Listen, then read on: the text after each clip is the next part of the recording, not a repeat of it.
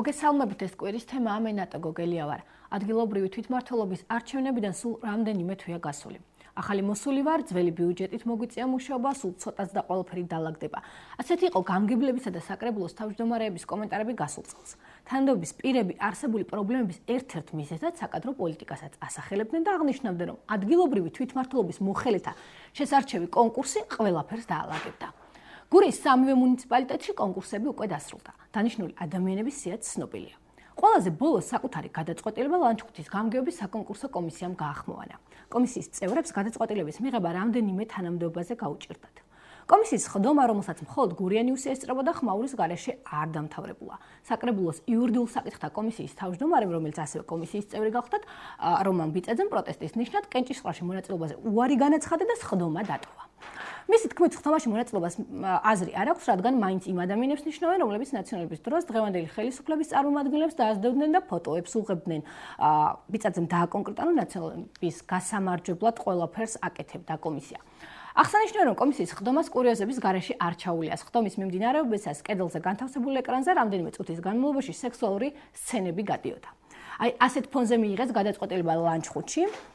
ჩვენი კორესპონდენტები დაინტერესდნენ, რას ფიქრობს მოსახლეობა აღნიშნულ კონკურსზე და გამართლება თუ არა ამ ადამიანების მოლოდინი.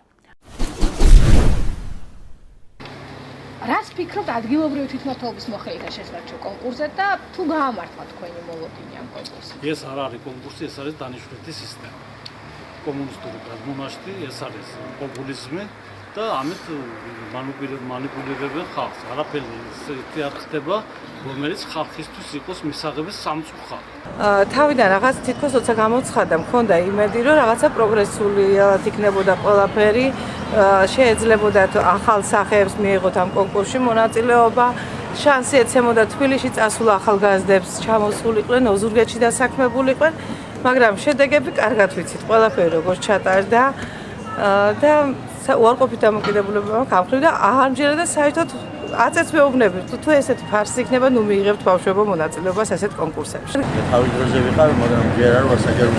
ყოველ შემთხვევაში ეს კონკურსი აუცილებელია იმისთვის, რომ იყოს სპეციალისტი, იყოს საქმის მცოდნე, როგორ უნდა მართოს, როგორ უნდა იყოს საჯარო მოხელე ხალხთან ურთიერთობა, როგორ უნდა ქონდეს, ეს ყველაფერი დაკავშირებული არის ამასთან.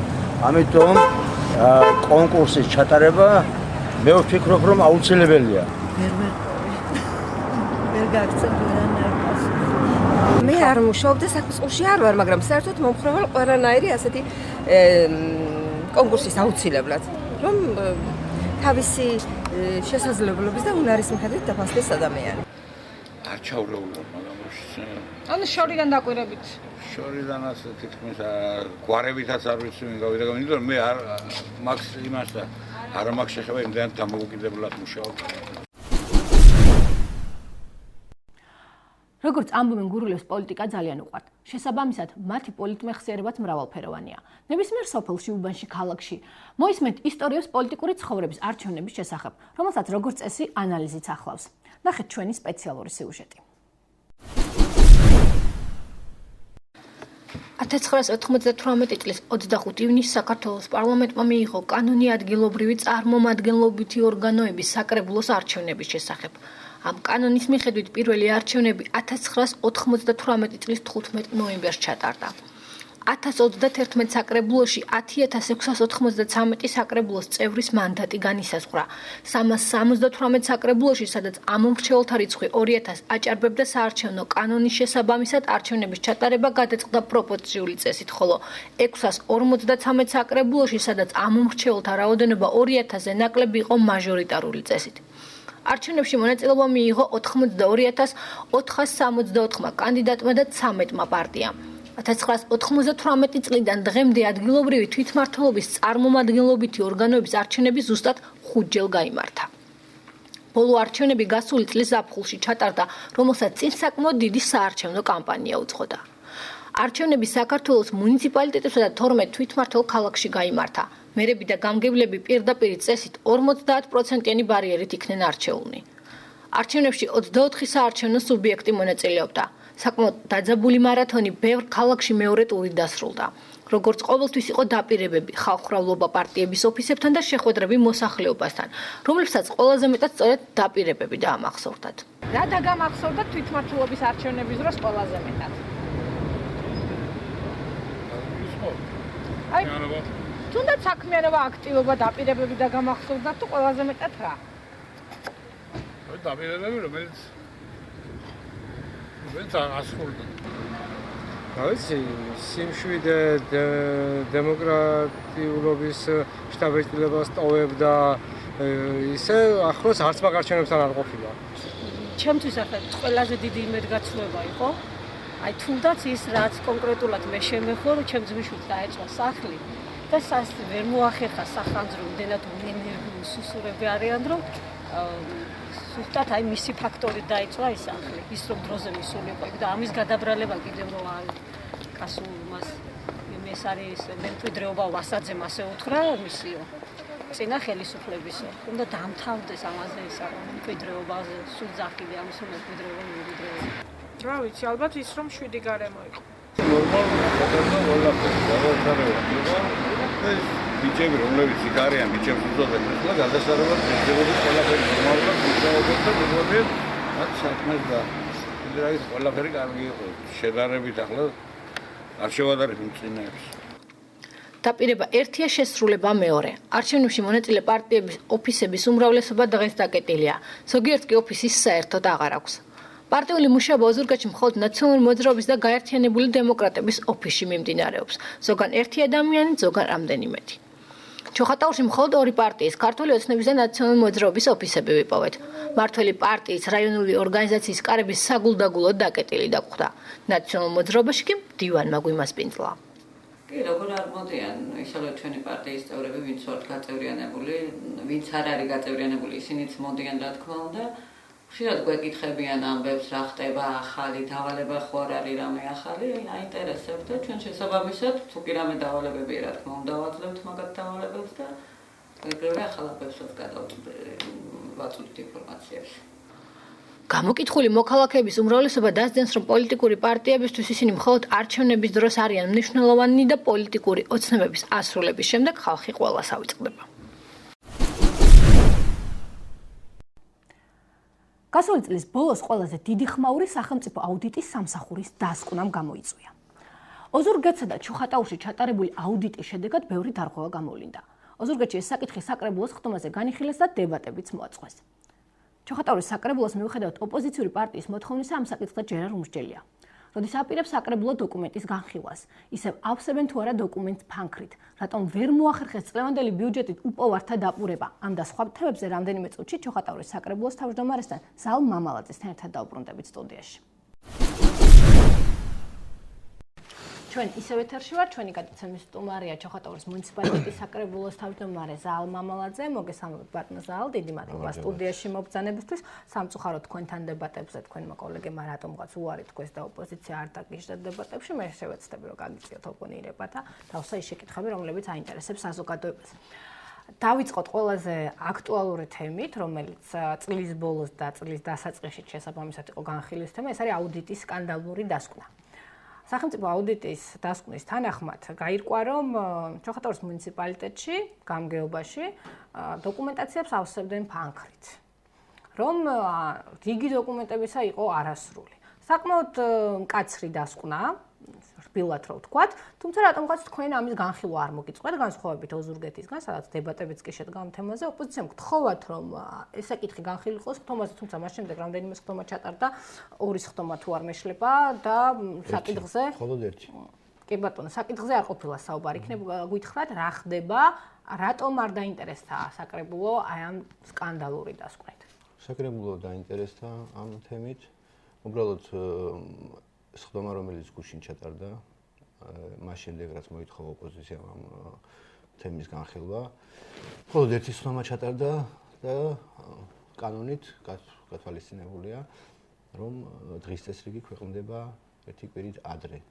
ამიტომ ჩვენ დღის წესრიგი ფაქტობრივად შედგენილი გვქონდა, ამიტომ ნაჩქარევად ამ საკითხის განხილვა არ გვინდოდა, ამიტომ შემდეგი ხომისთვის ეს საკითხი იქნება განხილული, რადგანაც პირდაპირ ჩემი თხოვნით, დავალებით საკრებულოს კომისია შესაბამისი, ეს არის საფინანსო საბიუჯეტო კომისია, მუშაობს ამ საკითხთან დაკავშირებით და აუცილებლად შემდეგი სხდომისთვის იქნება განხილული აუდიტის დასკვნა. ოპოზიციას რომ ეს საკითხი არ დაესვა, თქვენ მმართველი გუნდის წარმომადგენლები რატო არ დაინტერესდით აი ამ დასკვნით, მით უმეტეს მესმის რომ თქვენ იტყვით რომ კონკურსით დანიშნული ადამიანები არიან და თქვა არ გვაქვს ამაზე ვერაფერს ვერ იტყვით, თუმცა ის ადამიანები დღეს ისევ მუშაობენ მუნიციპალიტეტში, მაგალითად საფინანსო სამსახურის უფროსი დღეს აუდიტის სამსახურის უფროსად ყავთ გადაყვანილი შიდა აუდიტს გულისხმობ, მით უმეტეს რომ მას კონკურსი არ შეხება, უბრალოდ დანიშნული იყო, მე მესმის ეს გამგებლის პრეროგატივა, თუმცა ფაქტია რომ ის დარღვევები რომლებიც მის სამსახურში იყო დარღვევებად არსებობს, საკმაოდ სკანდალურია და ფაქტი ისაა რომ დოკუმენტები ივსებოდა ფანქრით. ჩვენ ამ საკითხის განხილვას აუცილებლად დავაყენებთ საკრებულოს ხდომაზე, უბრალოდ ოპოზიციის თხოვნით ეს საკითხი დაჩქარდა. ნუ დაგასწრო ოპოზიციამ ესე რომ თქვა დაგასწროთ. შეიძლება.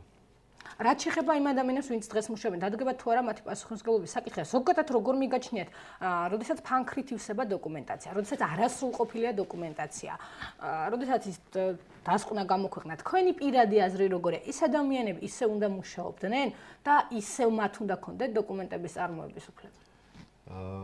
მე ვერ გავაკეთებ განცხადებას ახლა მასთან დაკავშირებით თუ როგორი ნამუშევარი აქვს წინა საფინანსო სამსახურს. ამიტომ დასკვნის შემდეგ რეაგირება აუცილებლად იქნება. კი ბატონო, დაველოდეთ ამ რეაგირებას. შემდეგი ესეთი აქტუალური თემა იყო წლის ბოლოს. თქვენ პირობა დადით, რომ უპოვართა დასაპურებელ თანხას აუცილებლად გამონახავდით და ბიუჯეტში ჩაისმებდა 2015 წლის, თუმცა ეს ასე არ მოხდა. ჩვენ გვაქვს ოფიციალური სტატისტიკა, რომელიც მხოლოდ ეხება დაბა ჩოხატაურს, უბრალოდ არსებული სტატისტიკა, ეს არის 80 მშიერი ადამიანი ყოველ მეორე დღეს პურის მოლოდინში, თუმცა ალბათ დამეთანხმებთ, რომ ეს ციფრი იქნება გაცილებით მეტი, თუ კი ამაზე კვლევა გაკეთდება და დაინტერესდება. რატომ ვერ მოახერხეთ, რომ თქვენ საკრებულოს მიერ მოცემული სიტყვა შესრულებულიყო და გურიენიუსის ის წინადადება რომ არ თქვა, ან უფრო სასადილო გაკეთებულიყო ამ ადამიანებისთვის რაღაც სხვა ფორმით მოგვეხერხებინა და დაგვეპურებინა არ აისახა ბიუჯეტში. რაც შეეხება უფასო სასადილოს, ის პროგრამა, რომელიც იყო პორტთან დაკავშირებული პროგრამა, ის გრძელდება ჩვეულებრივად. რო დავაკონკრეტოთ, ყოველ მეორე დღეს იღებს 80 ადამიანი პორს. ადამიანი იღებს პორს. რაც შეეხება უფასო სასადილოს, უფასო სასადილო ეს არის ძალიან რთული თემა, იმიტომ რომ თუნდაც თქვენი კითხვიდან გამომდინარე, ჩვენ არ გვაქვს ზუსტი ინფორმაცია, ვის სჭირდება აუცილებლად კვება. ეს არის მხოლოდ დაბის ტერიტორიაზე არსებული 80 ადამიანი, მაგრამ ჩვენ სოფლებიც უნდა ჩავთვალოთ ამ საქმეში, იმიტომ რომ რა დააშავებენ ადამიანებს, ვისაც არ აქვს საშუალება იყიდოს საკვები კვირის განმავლობაში და მათ ჩვენ ვერ ეხმარებთ მხოლოდ დაბის ტერიტორიაზე არსებულ ადამიანებს ეხმარებით, რომლებიც დაბის ტერიტორიაზე არიან. ამიტომ ჩვენ გადავწყვიტეთ, რომ უფრო საფუძვლიანად შეგვესწავლა ეს საკითხი და აღმოჩნდა, რომ ის მაგალითები, რომელიც არის თუნდაც მეზობელ მუნიციპალიტეტებში, მე მიმაჩნია, რომ არ არის ეფექტური. ანუ გულისხმობთ თანხებს, რომელიც სახელფასოზე ძალიან დიდი, მით ჩვენ ლანჩხუთის მაგალითად ქონდა განხილული. 70 არა მარტო ლანჩხუთის 70,000 ლარი მაგალითად 70,000 ლარიდან მაგალითად 35,000 ლარი ხელფასისთვის. ამის გარდა კიდევ იქ არის დამატებითი ხარჯები, ის არის კომუნალური მომსახურების, ტრანსპორტირებისთვის იმ საკვების, რაც უნდა შევიდეს, ასე რომ გამოდის, რომ სადღაც 40,000 ლარი 70,000-დან მიდის მხოლოდ ხელფასებზე და სხვა ხარჯებზე და ასე რომ რჩება მხოლოდ 30,000 ლარი იმ ადამიანების მომსახურებისთვის, რომლებიც საჭიროებენ მომსახურებას. ამიტომ ჩვენ თვლით, რომ იქნებს სხვა გზით წავიდეთ. ეს იქნება უფრო მივაწოდოთ იმ ადამიანებს პროდუქტი და არ მოხდეს მისი, თქვათ, მომზადება. ამისი მიზეზი კიდევ ერთი ის არის, რომ ჩვენი სამწუხაროდ ადამიანები, ვინც საჭიროებენ ამ დახმარებას, უმრავლეს შემთხვევაში არიან სხვადასხვა დაავადებით დაავადებული. ამიტომ ჩვენ ვერანაირად ვერ უზრუნველყოფთ მათ განსხვავებული კვებით. ყოველ შემთხვევაში ამ ეტაპზე ეს შეუძლებელია. არა და თქვათ იგივე თუნდაც მე რამდენჯერმე ვთქვი ეს მაგალითი, თუნდაც დიაბეტით დაავადებულ ადამიანს ჩვენ შევთავაზოთ ის საკვები, რომელიც დანარჩენისთვის არის რა მგონია მართებული იყოს, ამიტომ ამ საკითხის დაწვრილებით მუშაობა მიდის, ამასთან დაკავშირებით ჩვენ სხვა ინიციატივები გვაქვს, ამაზე მოგვიანებით. კი, ვიცი, თქვენი ინიციატივით თქვენ ფიქრობთ, რომ ეს ქველმოქმედებით შეიძლება გააკეთოთ, ეს განცხადებაც გურიანევსმა გამოაქვეყნა, რომელიც საკრებულოს ხტომაზე გააკეთეთ და მოუწოდეთ ყველას, რომ შემოგიერთენ და გახადონ ქველმოქმედება წესად საუბარია ყუთების დადგმაზე, სხვადასხვა საჯარო დაწესებულებებში და ასე შემდეგ. თუმცა მანამდე, სანამ თქვენს ინიციატივას როგორც ვიცი, ბევრი გამოხმაურება ამ ეტაპისთვის არ აქვს. უკვე არის. ძალიან კარგი. თუ კი თავარია შედეგი და ამ შედეგი დღევანდელი მონაცემით მე ცოტა ხნის წინ გადავამოწმე ინფორმაცია, ეს ადამიანები ისევ არიან საკვების მოლოდინში, მათთვის არავის არანაირი დახმარება ამ ეტაპისთვის არ გაუწევია. საკმაოდ სულ მდგომარეობაში არიან და პურის მოლოდინში არიან ისიც ყოველ მეორე დღეს. რას ეუბნებით ამ ადამიანებს, რომელსაც ჰქონდათ იმედი, რომ დაპურდებოდნენ კი მესმის თქვენი ინიციატივით, მაგრამ მანამდე სანამ თქვა ქველმოქმედებით რაღაც თანხა, საკვები, ასე შემდეგ შეგროვდება, მანამდე რა ქნან ამ ადამიანებს. სამწუხაროდ ხაზინას და გადასვლასთან დაკავშირებით ხელფასების შეფერხდა როგორც გამგეობის საკრებულოს, ასევე აიპების, ამიტომ ცოტა უხერხული იქნებოდა ეს ადამიანები, ვისაც ხელფასის მოლოდინშია და ვინც ფაქტიურად ეს ქველმოქმედება უნდა გაიღოს, მათაც ფინანსური პრობლემები შეექმნათ, ამიტომ მე ჩავთვალე, რომ ამ წუთში ყუთის დადგმა ცოტა უხერხული იქნებოდა, ეხლა ყველაფერი გასწორდა, ასე რომ რამდენიმე დღეში ეს ყველაფერი ფიქრობ დაიწურება. არის ძალიან ესეთი სასიამოვნო გამოხმაურებები, არა მარტო იმ ადამიანების, ვინც ჩვენთან მუშაობენ, არიან ადამიანები, რომლებიც უკვე მოვიდა და თქვა ის ინიციატივაც კი როგორც იყო ტანსაცმელთან დაკავშირებით. და უკვე ითხოვენ ოთახს, სადაც შეიძლება ჩაბარდეს ეს ტანსაცმელი, ასე რომ მე ვფიქრობ, რომ ჩოხატაურში ამ აქციას საკმაოდ კარგი შედეგი ექნება. აქ არის ჩემთვის ყველაზე მთავარი რაც არის, რომ ამ აქციაში ჩაერთოს ის ადამიანები, ვინც სახელმწიფოს ხელფასს იღებენ პირველ რიგში და მეორე ახალგაზრდები, განსაკუთრებით სკოლები. იმიტომ რომ ჩვენ უნდა ვისწავლოთ ქველმოქმედება, ამიტომ სკოლის ბავშვების ჩართულობა ამ საკითხში ძალიან მნიშვნელოვანი იქნება, იმიტომ რომ იმ სოფელში, სადაც არის სკოლა, იმ სკოლის მოსწავლეებმა ხომ იციან, ვინ არის ყველაზე მეტი გაჭირვებული იმ სოფელში, ამიტომ თუ ისინი მიეჩვევიან ქველმოქმედებას, ეს είναι ძალიან დიდი ნაბიჯი.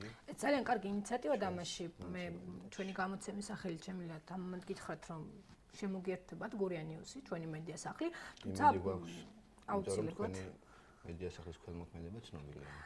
ვცდილობთ შეძლების დაგვართ, თუმცა უხერხულობა ახსენეთ, ყუთებს ვერთა უდგამთ, ხელფასები არ იყო, უხერხული არ არის, როცა თქვენს ირგვლივ ის ადამიანები, რომლებსაც თქვენ რამდენიმე თვის წინ მიდიოდით და ეუბნებოდით, რომ ხმა უნდა მოეცათ თქვენთვის და თქვენ დღეს გაქვთ მაღალი ხელფასი, ეს ადამიანები მშივრები არიან. ეს არ გიქმნით უხერხულობას, მე ზოგადად მაინტერესებს საკრებულოს პოზიციაც ეს შეკითხვები ბევრჯერ დავსვი, თუმცა პასუხიც ვერ მივიღეთ.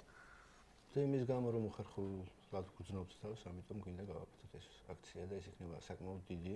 მე ვფიქრობ, რომ თქვენი მხარდაჭერით ეს იქნება მე ვფიქრობ არა მარტო ჩოხატაურისთვის სამაგალითო, ეს იქნება მთელი ქვეყნისთვის სამაგალითო აქცია. სხვადასხვა ის ადამიანები, ვინც ხელფასს იღებენ, რამდენიმე საქველმოქმედო ფონდში უკვე იხდიან გადასახადს. არ არის ეს პრობლემა, ეს ვიცი ჩვენ იგივე პრემიერთან არსებული ფონდი, იგივე კი, გურიანიუსის საქველმოქმედო ფონდთან თანამშრომლობს მხოლოდ საკრებულო რომ დავაკონკრეტოთ და არა ვთქვათ გამგეობა და სხვა და ვთქვათ საბიუჯეტო ორგანიზაციები, რომელიც ეს ვიცოდეთ. რამდენიმე საქველმოქმედო ფონდში ჩვენ ვიღებთ ჩვენს. მიუხედავად ამისა, ჩვენ გვაქვს რეალობა, რომ ამ დროით დაზუსტებული მონაცემით 80 ადამიანი მშიერია. შემდეგი გადაცემისთვის ჩვენ უკვე შედეგები გვექნება, ასე რომ იმედია მე აუცილებლად მოგიწევთ ამ თემაზე და სასაუბროთ და აუცილებლად გავაშუქებთ ამ აქტივობებს. რაც შეეხება ბიუჯეტს. რა ხდება ბიუჯეტში, როდესაც თქვენ აგირჩევს და მოხვედით და რაღაც პრობლემები იყო, არა მარტო თქვენ, არამედ ყველა მუნიციპალიტეტის გამგებელი საკრებულოს თავმჯდომარე საუბრობდა, რომ აი ჩვენ ეს ბიუჯეტი დაგვხდა, რომ აი ამის გვიწევს მუშაობა ესე და ასე შემდეგ და ასე შემდეგ. ანუ მიზეზი იყო, რომ ბიუჯეტი უკვე ამოწურული, ან თქვა რაღაც არასწორად იყო დაგეგმილი და ასე შემდეგ. რა ხდება დღეს, რამდენად მორგებული ბიუჯეტია, თქვენ თვითონ თუ ხართ კმაყოფილი ამ ბიუჯეტით და რა პროექტები უნდა განხორციელდეს ჩოხატაურში? რაც შეეხება ბიუჯეტს, მართლაც იყო წინა წელს პრობლემები, იმის გამო რომ არ იყო სუსტად დაგეგმილი ძველი ბიუჯეტი წელს. შედარებით არ არსებობს თანამდებობის პირი მოხელე არც ერთი რაიონის ალბათ, რომ სრულად კმაყოფილი იყოს ბიუჯეტის. იმიტომ რომ სამწუხაროდ ჩვენი ქვეყანა ჯერ არ იძლევა იმის თუმცა წინა ბიუჯეტი თქვენი ასე ვთქვათ თანაგუნდელების დაგეგმილი ყოველთვის არ უნდა ყოლწდეს. თანაგუნდელების დაგეგმილზე მთლად ვერ დაგეხტახმებით, იმიტომ რომ საკრებულო არ იყო ჩვენი თანაგუნდელებით დაკომპლექტებული. რატო ჩოხატაურში ყველა უცნობის ბავშვი გადასხდა ძალიან მალეთ. არა, ყველა ვერ მოახერხა. სამი კაცი დარჩა ნაციონალურ მოძრაობაში, ეს ცნობილი ფაქტია, პირველი იყვნენ ჩოხატაურები. ჩვენ საკრებულოში ფაქტიურად ეს ადამიანები ნაკლებად არიან წარმოდგენილი. რაც შეეხება ბიუჯეტს, ეს არის ასეთ ისე ნორმალური დოკუმენტი, ვთვლი რომ მაქსიმალური შეძელით ჩვენ რისი შეძელვა რაც შეგვიძლია ადგილობრივი ბიუჯეტიდან ადგილობრივი შემოსავლების მობილიზება. თუნდაც ის მაგალითი რომ დასაწყისში ბიუჯეტი როცა შემოვიდა ეს იყო 4.900.000 ლარზე გათვლილი, შემდეგ ერთობლივი მუშაობით გამგეობასთან ძალიან ინტენსიური კონსულტაციებით ჩვენ შევძელით ის რომ ეხლა ბიუჯეტი არის 5.400.000. და პროექტები რომლებიც ეს არის პროექტები ძირითადად ყველაზე მეტად მე მინდა აღნიშნო სოციალური მიმართულებით პროექტები. ძალიან ბევრი პროექტი გვაქვს ბიუჯეტში, ეს არის 18 წლამდე შეზღუდული შესაძლებლობების დაფინანსება, ეს არის თანადაფინანსება ოპერაციებთან დაკავშირებით, ეს არის ბავშვების სულ ახალი მუხლია, რომელიც საფინანსო და ბიუჯეტო კომისიის თავმჯდომარის ინიციატივით მოხდა. ეს არის გულით დაავადებული ბავშვების 18 წლამდე ასაკის დახმარება. ასე რომ საკმაოდ კარგი პროექტები გვაქვს. რაც შეეხება კულტურის სახლს აუშენებელს, თქვენი, ესე ვთქვათ, თქვენი ხელისუფლების, ანუ მე მაგ არჩევნების შემდეგ გულისხმობ, ჩოხატაურში როგორც აქილევსის სკოლად წოდებული, რა ხდება? რა დაგემართათ, რატო ვერ ააშენებთ? ჩოხატაურის გამგეობმა თქვა, რომ უნდა დაწყევლილი ადგილ დაკურთხებინეს ეს ადგილი, თუმცა როგორც ჩანს კურთხევამაც არ უშველა, იმიტომ რომ პროექტი ისევ არაფერი არ ვიცით. ფიქრობ უშველა და არა მარტო კურთხევა? არა მარტო კურთხევა, მუშაობა, იმიტომ რომ გუშინ მაგალითად ჩვენთან სტუმრად იყო ინფრასტრუქტურის მინისტრის მოადგილე, ადგილზე გავეცანით ამ პრობლემას, ნახა, შეამოწმა და ფაქტიურად ვთვლი რომ ალბათ სადღაც მაისისთვის ეს მშენებლობა დაიწყება. ეს არის პირობა, რომელმაც ცენტრალურმა ხელისუფლებამ მოგვცა, უბრალოდ ხდება პროექტის გადაკეთება. რომელზეც გურიანი უსიწერდა და თუმცა მაშინ არ გვეთანხმებოდით და ამბობთ რომ ჭირდება ეს გრანდიოზული დარბაზი. მაგრამ ეხლა მიდის საპროექტო სამუშაოები და ნახოთ. ეს იქნება ალბათ 350 არანაკლებ 350. ანუ უარს ვამბობთ 500 კაციან დარბაზი 100.000 ლარიან ჭაღზე და ბრუნავს სენაზე და ასე შემდეგ. ალბათ ეს იქნება სადღაც 2 მილიონი ნახევრიდან 2.900.000 შორის. ვფიქრობ ამ თანხაში ჩაჯდება ეს კულტურის სახლი და დაიწყება მშენებლობა. ანუ ეს არის ჯერ კიდევ ვარაუდი. ანუ არ ვიცით ზუსტად როდის და როგორ იქნება. ფაქტობრივად პროექტზე მიდის მუშაობა. პროექტის დასრულების შემთხვევაში, რაც უფრო მალე დასრულდება, ალბათ მე გამოცხადება ტენდერი. თავარია რომ ყველაფერი წავიდეს კანონის მიხედვით. შესაბამისად, ინფრასტრუქტურის სამინისტროდან ეს კონტროლზე აყვანილი და ნახოთ. ბატონო ზალ, ერთი კიდევ დაუმთავრებელი შენობა, რომელიც ხო ნაციონალურ მოძრაობის დროს დაიწყეს და თქვენი ქართული ოცნების ხელისუფლებაში მოსვლის დროს გააჩერეს და არავინ ამ თემაზე არ საუბრობს, ეს არის სოციალური მომსახურების სააგენტოს შენობა, რომელიც უკვე ავარიულია თითქმის და რაც კი აშენდა, ისიც დაზიანდა მოულელობით და ასე შემდეგ. და ესე ვთქვათ, ციბინძურის კერაც კი არის უკვე იქ. რა ხდება ამ შენობასთან დაკავშირებით? თუ ხართ დაინტერესებული ადგილობრივი ხელისუფლება თუ მუშაობს ამ საკითხზე და თუ გაქვთ პასუხი რეალურად რასთან გვაქვს საქმე? რატომ გაჩერდა? როდის უნდა აშენდეს? ან ვთქვათ, იქაური მოსახლეობაც ამბობს, რომ მიმდებარე ტერიტორიაზე ცხოვრებლები რომ ის უკვე საშიშია მით უმეტეს ზაფხულში შეიძლება ეს შენობა ჩემი ინფორმაციით გაჩერდა იმის გამო რომ ძალიან ძვირი ჯდებოდა თითო კვადრატის გაკეთება. ეს იყო თანხები, რომელიც არ ვიცი აბსოლუტურად 1 კვადრატის მე როგორც ვიცი 40000 ლარის მოპირკეთების სამუშაოები, ასე რომ აქ მიდის მოკვლევა იყო დარღვევებით, მე როგორც ვიცი. 2 წელიწად ნახევარი ამას იკვლევენ და ვერ მოიკვლია. ჩვენ გვაქვს წერილი გაგზავნილი, ველოდებით პასუხს ნახოთ. ალბათ ეს შენობაცაც დაადგება საშუალება. ზედამხედველობის სამსახური რას აკეთებს ამ დროს დაუნთორებულ შენობაზე, თქო რაღაცებზე, როგორც ის დებულებაშიც უწერია და მათ შეუძლიათ მინიმუმ გაფრთხილება მისცენ. ზუსტად ეს არის, რომ ზედამხედველობის სამსახურმა დაინტერესდა ნახოთ აუცილებლად გეტყვით პასუხს უახლოეს მომავალში. ანუ ეს ნახოთ ჩვენ შემდეგ გადაცემაში აუცილებლად მოგიწევთ და ვეცდებთ რომ ნახოთ პასუხებზე, ვთქვათ, გავცეთ მაყურებელს პასუხი. ძალიან დიდი მადლობა სტუდიაში მოგბრძანებისთვის. მე შეგახსენებთ, რომ ეს იყო ჩოხატაურის მუნიციპალიტეტის საკრებულოს თავმჯდომარე ზაალ მამალაძე, რომელსაც დებატებში ოპოზიციის არც ერთი წარმომადგენელი არ დაუჯდა ჩვენთვის. გაუგებარი მიზეზების გამო ეს იყო გადაცემა კვირის თემა მომავალ შეხვედრამდე. დიდი მადლობა.